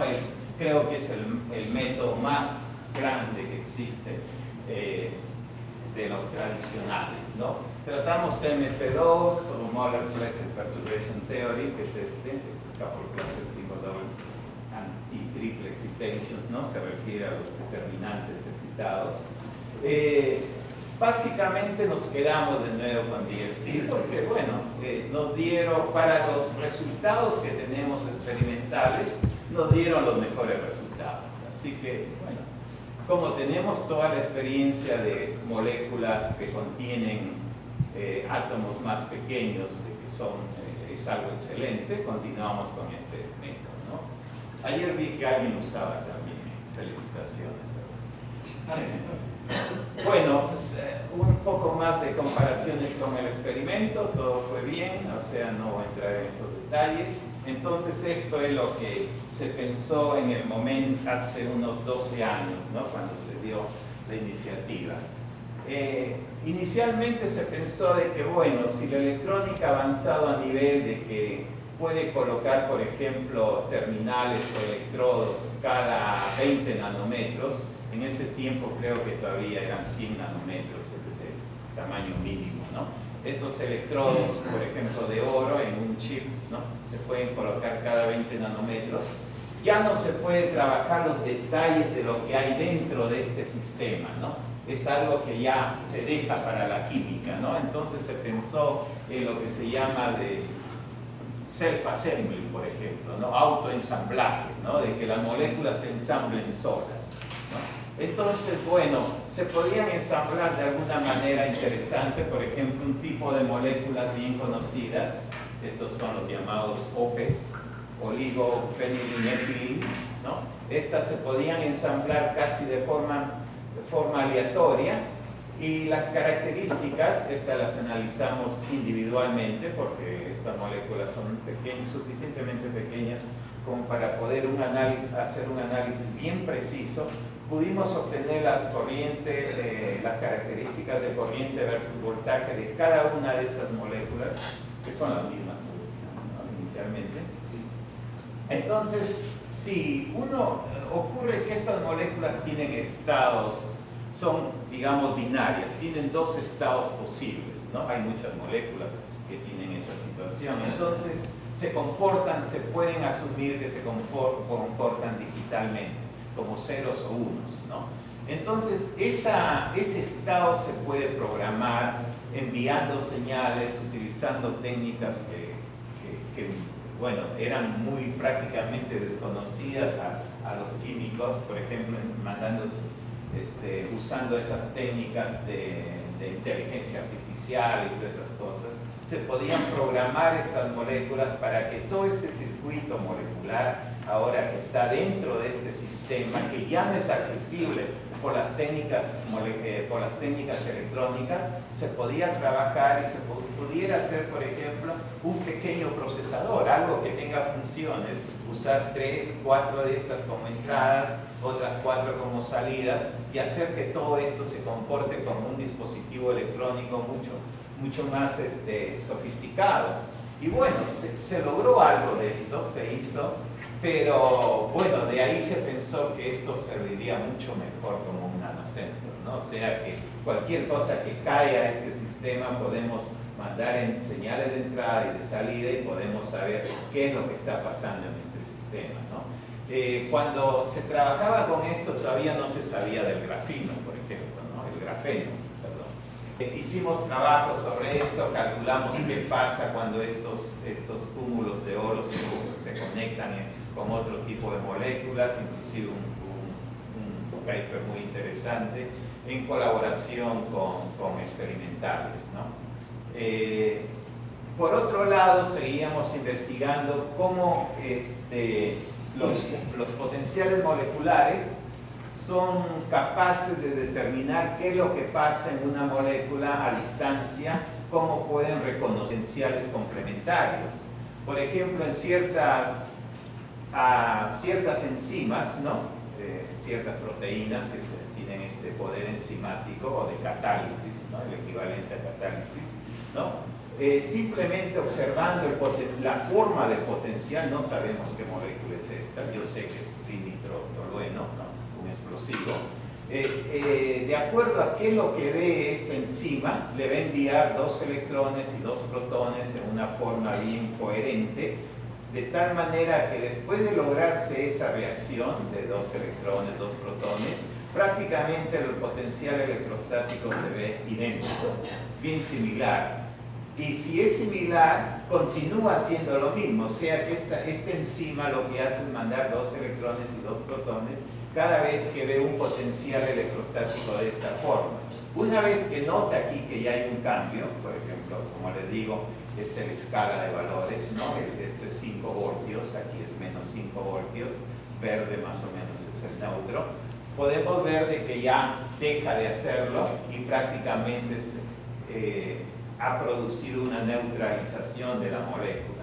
Aparentemente trata de llegar a lo que sería un benceno, ¿no? En esta misma escala y con las mismas condiciones de cálculo, porque estos cálculos dependen bastante de cuánto es esto. Se dan cuenta que aquí hay una superficie casi arbitraria. Esa superficie es una superficie de isodensa, ¿no? O sea que tiene igual densidad alrededor, toda la superficie tiene igual densidad, así es como se obtiene, y esta es la que corresponde al benceno. Entonces llega un momento que cuando llega más o menos algo similar a algo que ya es prácticamente neutralizado, ahí la reacción termina. La enzima deja mandar estos electrones a esta molécula y deja de reaccionar. Algo muy interesante, no sabemos por qué lo hace, cómo es darle una explicación, ¿no? Algo un poco más sencillo es cuando estas moléculas simplemente machan el potencial electrostático del ADN, por ejemplo, y se pegan en un sitio, ¿no? Este en particular se pega y hace de que esta molécula, el DNA, ya no se replique más, ¿no?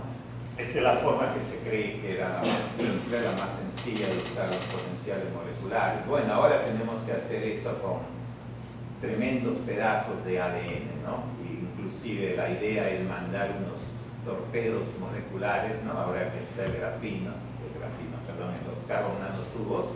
Y el carbon nanotubo tiene esta especial cualidad que si entra una célula, por ejemplo, y cambia el pH, se puede poner la química dentro de este carbon nanotubo para que el carbon nanotubo se abra una vez que entra a otro medio, ¿no? Esto se puede usar, por ejemplo, para eliminar células cancerosas, ¿no? Porque inclusive este carbon nanotubo puede llevar aquí una carga de citotóxicos, ¿no? Capaces de eliminar inclusive eliminar el DNA de la célula cancerosa y no dejarlo que esté corriendo después de que la célula haya muerto, ¿no?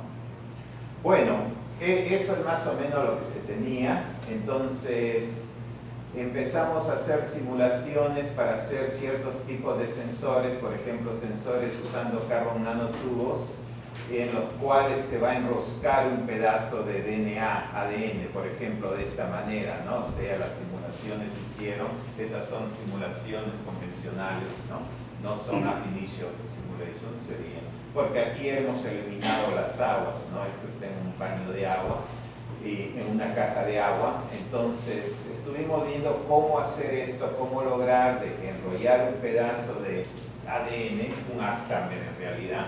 Un aptamer es capaz de atraer o de atrapar ciertos agentes químicos, entonces cuando estos son atrapados podemos medir la corriente que pasa por el carbon nanotubo. El carbon nanotubo es un buen conductor, pero esa conductividad cambia cuando algo se amarra o se coloca alrededor de ese carbon nanotubo, ¿no? Entonces, bueno, se hicieron muchas simulaciones y todo eso, ¿no? Así que esto es lo mismo, esa es la fabricación que se está haciendo en estos momentos. Entonces, hasta que apareció el grafeno. El grafeno trajo muchas esperanzas porque tiene esta superficie, digámosle plasmónica, es un grupo de electrones que están ahí, bueno, siguen una vibración, ¿no? Se cree que está en el rango de los terahertz, por ejemplo, para el caso de grafeno, con ciertas con ciertos sustituyentes, ¿no? Porque son moléculas de grafeno realmente, no es un grafeno infinito para las cuales las propiedades pueden ser muy diferentes, ¿no? Entonces, enseguida lo que se nos viene en mente, bueno, si hacemos un capacitor de grafinos, dos grafinos, por donde pasen moléculas, ¿no? Puede pasar un flujo de un canal de estos un nanochannel, ¿no? Un nanocanal donde pasa un fluido, y ese fluido está bajo este campo eléctrico que nos permite calcular la corriente, y de acuerdo a qué molécula pasa a través de ese canal vamos a tener diferentes corrientes, diferentes características de corriente versus voltaje, y esa es la idea que tenemos de cómo hacer este censado, ¿no? Esto es opuesto a lo que se supone, lo que normalmente se hace es simplemente investigar los modos vibracionales, ¿no? Que es bien difícil ya a este nivel separarlos, ¿no? Detectarlos, pero es algo que también es, ¿no? Como una alternativa, como algo complementario a la detección de corrientes de voltajes, ¿no? Bueno, el efecto plasmónico se detectó por estas vibraciones, ¿no? Que no tienen otra explicación que simplemente a la excitación electrónica, ¿no? No excitación, pero a la, digamos, a la perturbación electrónica, ¿no? A las variaciones electrónicas de estas capas, ¿no? Entonces se pensó que como es bien difícil tener dos placas en paralelo, se podría tener un grupo de placas, ¿no? Una especie de grafito, pero pequeño, ¿no? No más de 5 o 6 placas por donde pase un material, el material que tenga partes por billón, por ejemplo, de átomos que se puedan detectar, ¿no? Entonces la idea era ver cómo detectar estos átomos especiales, ¿no? Se hicieron varios casos. Ahora, el problema de esto es la fabricación. Es tan difícil poner dos placas en paralelo a una distancia específica conectadas a dos electrodos, es bien complicado.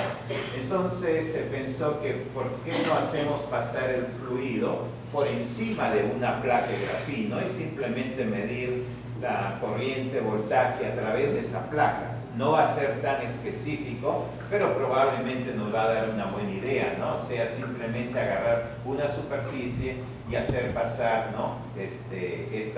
Estos agentes, en este caso nucleares, ¿no? La gran ventaja del grafino es de que se puede dopar, ¿no? Químicamente, se puede convertir el grafino en un insulator, en un aislante. Normalmente el grafino, como sabemos, es un semiconductor, un tipo especial de semiconductor. Se puede convertir en algo metálico dependiendo de qué tipos de fallas o huecos se le haya hecho a este grafino, etcétera, ¿no? Y como ustedes saben, la electrónica es simplemente esta combinación estratégica de este tipo de materiales, ¿no? Estuvimos pensando, por ejemplo, qué tal si se le hace un orificio al grafino y digamos, se funcionaliza con ciertos grupos, ¿no? Con ciertos grupos terminales que puedan capturar, por ejemplo, un átomo de plutonio. Normalmente el plutonio no viene solo, ¿no? Viene como un complejo con otras cosas, ¿no? Y bueno, hicimos cálculos de corriente-voltaje. Esto determinó que sí, esto lo hicimos antes de que iniciemos el proyecto. Esto fue para demostrar que las cosas eran viables. Y bueno, finalmente el Argonne se interesó demasiado y nos dio el proyecto, ¿no? Así que es lo que estamos trabajando. Los problemas mayores son ahora de fabricación, cómo fabricar ese dispositivo. Decidimos que las placas paralelas, que serían las más precisas, no las vamos a usar porque es bien difícil manipular tamaños pequeños de grafino. Es el mismo caso de los carbon nanotubos, ¿no? Pero en los carbon nanotubos inclusive es más complicado, porque aquí, como ustedes saben, ayer creo que se explicó también, pedazos de grafino se pueden obtener muy fácilmente con una cinta Scotch, ¿no? Así que eso es lo que se está fabricando. Tenemos dos posibilidades, esta todavía la tenemos pendiente y la otra tener el grafino, la otra está acá, ¿no? Tener el grafino así en un plano, ¿no? Quizás hacer un gap donde se atrapen ciertos moetis de acuerdo a cómo se funcionalizan los extremos, ¿no? O hacerle un poro, ¿no? Un hueco donde el fluido vaya a través de él, ¿no? Y ciertamente esta es una parte, ¿no? Esto se puede repetir millones de veces, ¿no? En la parte experimental no me voy a dedicar mucho, pero prácticamente todo es la calidad de las muestras, ¿no? Que se tengan, ¿no? Entonces empezamos a analizar cómo va a venir el uranio o el plutonio, ¿no? El uranio y el plutonio vienen con nitratos, vienen con agua pegadas. Es interesante ver cómo cada molécula de agua, más o menos 8 o 9 alrededor del plutonio, están pegadas prácticamente con una energía correspondiente a un bond químico, más o menos 100 kilocalorías por mol. De nuevo, bueno, voy a traducir 100 kilocalorías por mol es más o menos 4 punto algo electronvoltios, ¿no? O sea, lo que se llamaría un bond no covalente aquí se convierte en algo ya covalente, y eso es debido a los orbitales F, ¿no? del plutonio, que tienen, o sea, cuando uno llega a los orbitales D, uno dice, bueno, estos tienen un efecto metálico, es lo que les provee poder metálico, pero cuando llegamos a los F, de nuevo aparece un comportamiento covalente y también metálico simultáneamente, o sea que es bien problemático, ¿no? Así que basándonos en estos potenciales moleculares, estábamos buscando cómo funcionalizar, porque ahora todo el problema se reduce a eso, ¿no? Cómo funcionalizar estas moléculas de grafino para que puedan captar, para que puedan detectar estos moedas, ¿no? Estos complejos de uranio y plutonio, ¿no? Y bueno, se hicieron varias pruebas, por ejemplo, calcular el corriente voltaje y todo eso, ¿no? Para ver y cuándo nos producía una diferencia que la podamos notar, ¿no? Y que no se confunda con otros elementos similares que estén pasando, ¿no? Bueno, estas son todas las pruebas que hemos hecho hasta ahora, ¿no? ¿Qué pasa si se hace? Bueno, al final decidimos que tiene que oxidarse el grafino, tiene que haber grafino oxide, tiene que ponerse algunos grupos, por ejemplo, no lo tengo aquí, pero son los molecular orbitals, ¿no? Tipos de grafino oxide que nos den una diferencia que sea notoria. Por ejemplo, ya para explicar uno de ellos, en este caso, por ejemplo, tenemos el grafino puro, y cuando hay agua, por ejemplo, agua más grafino, prácticamente no hay diferencia, no podemos detectar nada cuando el grafino es puro, ¿no? Cuando es grafino oxide recién se nota la diferencia, ¿no? De que para el grafino oxide tengo una curva acá, cuando está el dimer, un dimer de agua se refiere, ¿no? Y el grafino oxide se nota esa diferencia, ¿no? Entonces queremos también saber cuál es el efecto del agua en estos sistemas. Sí, creo que he puesto demasiadas, todos los casos diferentes, combinaciones diferentes, porque el plutonio, como le digo, viene en varias formas, ¿no? Mezclado con muchas otras sales, por ejemplo. En este caso hemos puesto clorín, 2 átomos de clorín para ver cuál es el efecto, y todos esos efectos se van notando en estas curvas de corriente versus voltaje, ¿no? Ahora también hemos trabajado con Europium, ¿no? Europium está cerca en la serie, un poquito más arriba de uranio y plutonio, pero Europium es el átomo más grande que tenemos, que no es radioactivo. Tiene una radioactividad bien pequeña, o sea, no hay limitaciones en usarlo, este átomo, en los experimentos, y como se quiere hacer muchos experimentos, se trata de usar esto como primera opción, ¿no? Antes de ir a los experimentos de uranio y plutonio, que requieren de todo un papeleo para poderse hacer, ¿no? Bueno, los resultados de esta parte es de que, bueno, no encontramos, por ejemplo, efecto entre los pi orbitales de grafino cuando está el plutonio, ¿no? y cualquiera de los complejos, ¿no? O sea que el grafino solo no es una buena idea para ponerlo de sensor, ¿no? Tampoco se vio cambios apreciables, ¿no? En la corriente y voltaje, ¿no? Corriente versus voltaje cuando se tiene grafino, ¿no? Se obtienen resultados similares para el grafino oxide cuando se usan solamente grupos de oxígeno, ¿no? Es lo que le llamamos tipo 1, ¿no? Para este complejo de plutonio 4, ¿no? O sea, carga plus 4, ¿no? Más 4, ¿no? Cuando se usó el grafino oxide con este grupo, ¿cuál es el nombre de este grupo? Carboxilo, ok. Muestra características similares al grafino, ¿no? La conductividad del grafino oxide con el carboxilo se ve afectada por el pH, ¿no? El pH lo cambiamos de acuerdo a los iones que colocamos en la muestra, ¿no? Agregando el grupo CO, ¿no? El grafino se induce un binding, ¿no? De un complejo de los radionucleares, ¿no? Y una corriente, una reducción significante de la corriente ocurre en el caso del grafino oxide tipo 2, ¿no? Y por otro lado, estos dos grupos, el grafino oxide y el CO, ¿no? Con el CO es el más prometedor, ¿no? Para servir de sensor, ¿no? Eso es lo que tenemos hasta ahora, ¿no? Esto ha traído bastante ímpetu, ¿no? Y bastante un splash grande, ¿no? En todo sitio, ¿no? Pero lo que les quería decir con esto es de que las interacciones, ¿no? En química y biología siempre empiezan con una transferencia de electrones, ¿no? Esa es la idea de este programa de corriente-voltaje, ¿no? Entonces, siempre esos, como es lo primero que ocurre, esos, ¿cómo se dice? Rearrangements, ¿no? De electrones son responsables de lo que pasa en química y en biología, ¿no?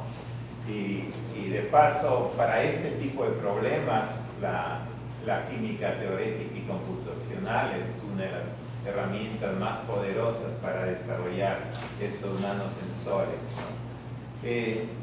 Tengo la segunda parte, en esta primera parte, que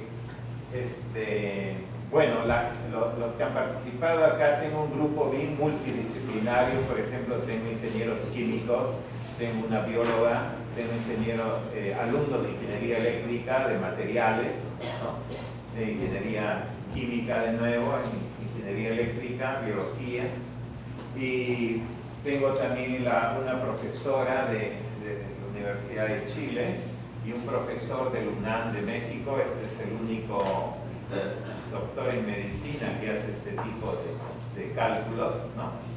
Y el comienzo de este programa fue soportado por la Oficina de Investigación del Ejército.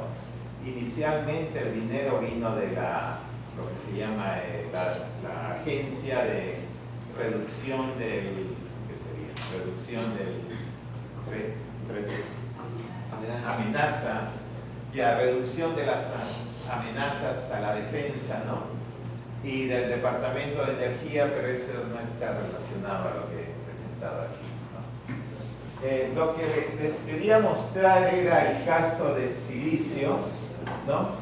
Utilizando una serie de métodos que hemos calculado al silicio, simplemente para indicarles de que los métodos alternativos a DFT, en este caso me he limitado a esta funcional porque hasta ahora es la que más hemos empleado. Esta es la más popular, o sea, la mayoría de la gente usa esta Lee-Jampar, creo. Pero el problema es que esta de Lee-Jampar ha sido, ¿cómo se dice? Ha sido fitiada al átomo de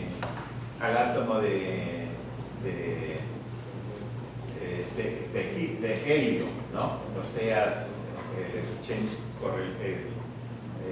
la funcional de correlación ha sido fiteada, ¿no?, a lo que ocurre en el átomo de helio, pero bueno, en cambio esta es de primeros principios, la de correlación nomás, ¿no? La de Liu 191 es de primeros principios, es una truncación a una expansión de la funcional, ¿no? O sea que esta no tiene parámetros fiteados. El fiteado viene en la parte, como se dijo anteriormente, en la parte de Hartree-Fock, ¿no? Hay un intercambio de Hartree-Fock que ha sido agregado, ¿no? Entonces esto, lo que he hecho es tratar de resolver, de hacer algunos cálculos con los métodos más sofisticados que tenemos, por ejemplo, en química cuántica. Este es ¿cómo se llama? El Quadratic Configuration Interaction con singles y doubles y una aproximación a los triplets, ¿no? Y este es el couple cluster. Estos son métodos combinados, ¿no? O sea que además de tener esa precisión ya dada por el alto nivel de cálculo, contienen además ciertas correcciones que tienen algo de correcciones empíricas, ¿no? Y que las hacen mucho más precisas. Por ejemplo, cuando se usan estos métodos, se usan como un single point, como un punto, o sea, un punto simple a una geometría optimizada, o sea que la geometría no se optimiza en estos métodos. Lo que se hace es optimiza a estos otros métodos, ¿no? Este es un perturbation theory de segundo orden. Esta hace una combinación, el famoso Gaussian 4, hace la optimización usando una híbrida, ¿no?, de DFT. Hay otros métodos, por ejemplo este de acá, que usa couple cluster como el método más alto, y la optimización también la hace con este método, ¿no? O sea que es un poco difícil memorizarse esto, qué significan, porque los usamos solamente para casos de prueba, ¿no? Son bien caros, son bien costosos, no se pueden usar para sistemas, por ejemplo, de 10 átomos, ya es demasiado costoso, ¿no? Entonces aquí tenemos el convencional. En este caso hemos optimizado al mismo nivel de teoría. Por ejemplo, para obtener este procedimiento hemos optimizado a ese mismo nivel, ¿no? Y los basis sets, no sé si están familiarizados con estos basis sets, pero estos basis sets, ¿no?, tienen, aquí he puesto, por ejemplo, este es uno de los más simples, más comunes. Tiene 4 funciones S, 3 funciones P y una función D que es usada como polarización, ¿no? Y el total de funciones es 19, ¿no? Si multiplican 3 por 3, uno por, este caso usa 6, ¿no? Y 4 más 4 le da las 19. Y así sucesivamente, ¿no? Por ejemplo, este es un basis set bien pequeño y este es el basis set más grande, ¿no?, que usa las funciones H, ¿no?, como polarización, y el total es 131. Estoy hablando solamente del átomo de silicio, ¿no? Entonces, por ejemplo, aquí tenemos los ionization potentials, ¿no?, el vertical ionization potential.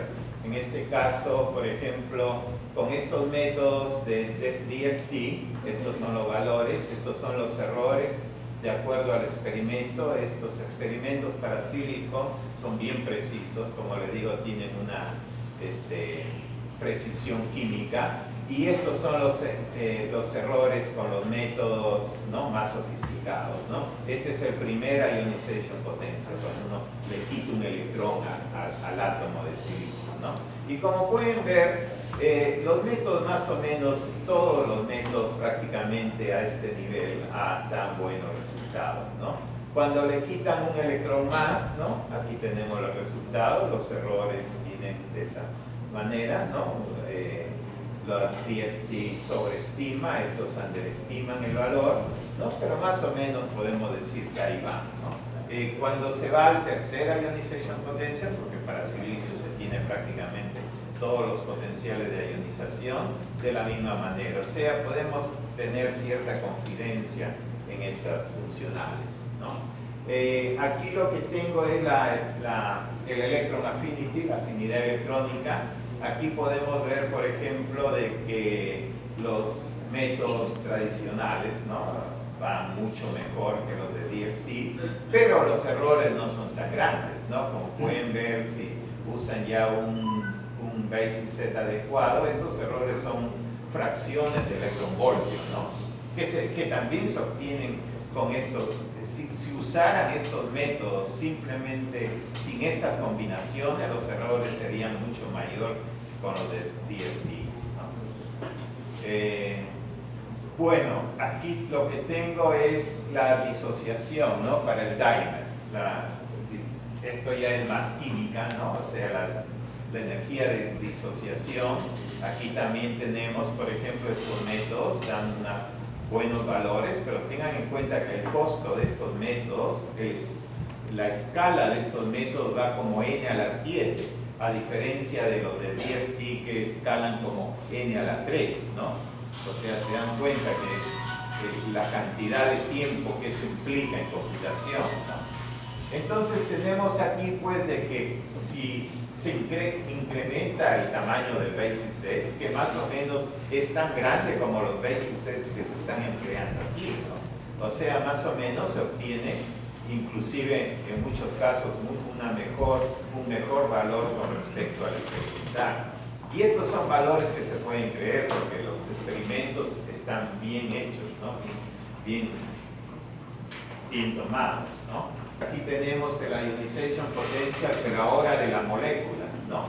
Y algo similar ocurre, ¿no? Por ejemplo, aquí ven los de DFT, se comportan muy bien, aún estas energías están en electronvoltios, ¿no? Son bien pequeñas. Y bueno, estos métodos también son bien pequeños, ¿no? Y son comparativos, ¿no? Estamos usando basis sets que son muy similares, ¿no? Y bueno, un grupo de supercomputadoras, ya solo para tener una idea, nuestra universidad cuenta con acceso a esta computadora, es la número 6 en el mundo y es la primera en el mundo académico, ¿no? Tiene 400.000 cores en paralelo, ¿no? A pesar de eso está bien ocupada, ¿no? Y todas las demás, todas las anteriores pertenecen a departamentos tanto de defensa como de energía. Por ejemplo, la número 1 hasta el año pasado, no sé si este año ya hubo un cambio, que tiene 3 billones de cores, está en la China y pertenece a un departamento de defensa de la China, ¿no? La siguiente está en el departamento de energía y este año se supone que van a sacar una mucho más rápida que la de los chinos, ¿no? Y bueno, esa es la misma. Para que tengan una idea, ¿no? La frecuencia, el número de operaciones por segundo de esta máquina, ¿no? Llega a 4 millones, ¿cómo les puedo decir? Creo que el número está acá. Equivale, para hacer una equivalencia con la radiación de rayos X, ¿no? Eso es todo por el momento. Okay, no quiero detenerlos más.